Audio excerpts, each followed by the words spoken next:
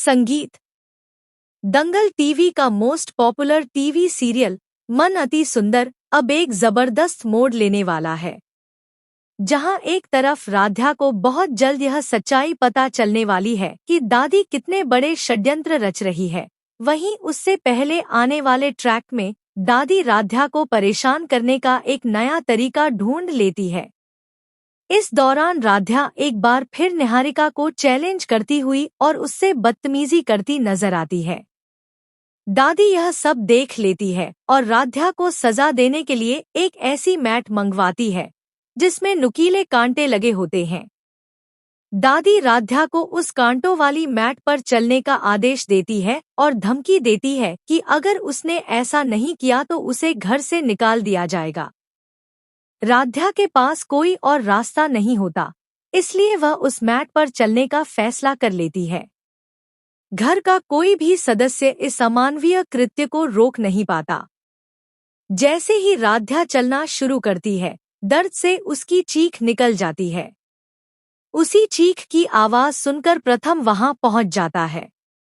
घर में एंट्री करते ही प्रथम को राधा की चीख सुनाई देती है और वह उसी दिशा में दौड़ पड़ता है। राधा की हालत देखकर वह उसे वहीं रुकने के लिए कहता है और उसे गोद में उठाकर कांटों वाली मैट से बाहर ले आता है। यह पल बेहद भावुक और दिलचस्प होने वाला है, क्योंकि अब प्रथम का गुस्सा 7वें आसमान पर होता है। वह न तो दादी को छोड़ता है और न ही निहारिका को। प्रथम राधा को कमरे में ले जाकर उसके पैरों पर पट्टी करता है।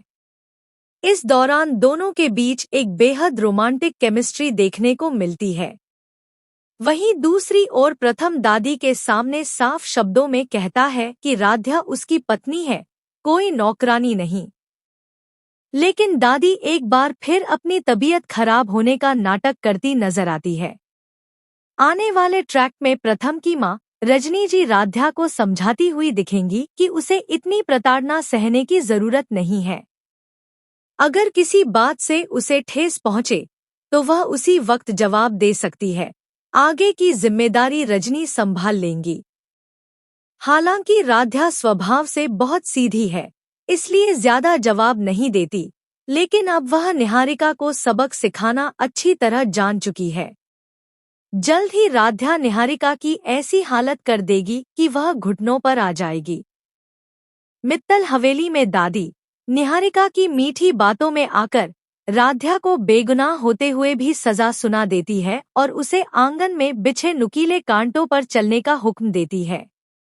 कांटे देखकर राधा का चेहरा पीला पड़ जाता है, लेकिन वह आंसू नहीं बहाती। प्रथम विरोध करता है, मगर दादी अपना फैसला नहीं बदलती। भोलेनाथ का नाम लेकर राधा नंगे पांव आगे बढ़ती है। हर कदम पर दर्द और खून होता है, फिर भी वह पूरा रास्ता पार कर लेती है। परिवार शर्मिंदा हो जाता है, लेकिन दादी इसे भी नाटक बताकर मंदिर में शपथ लेने की नई परीक्षा रख देती है।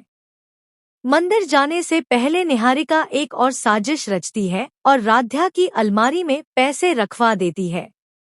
लेकिन राज्य के मोबाइल वीडियो से सच्चाई सबके सामने आ जाती है और निहारिका की चाल पकड़ में आ जाती है।